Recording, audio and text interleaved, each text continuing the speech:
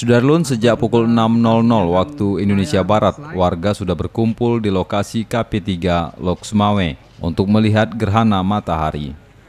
Gerhana matahari mulai terlihat pada pukul 7.00 waktu Indonesia Barat hingga pukul 8.20 waktu Indonesia Barat.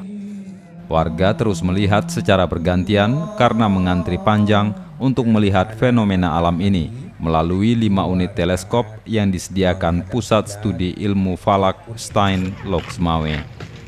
Sedangkan salat gerhana telah selesai digelar di KP3 dengan Imam Ustadz Fauzan. Hingga saat ini tausiah masih berlangsung yang disampaikan Ketua MPU Loksmawe, Tengku Asnawi Abdullah.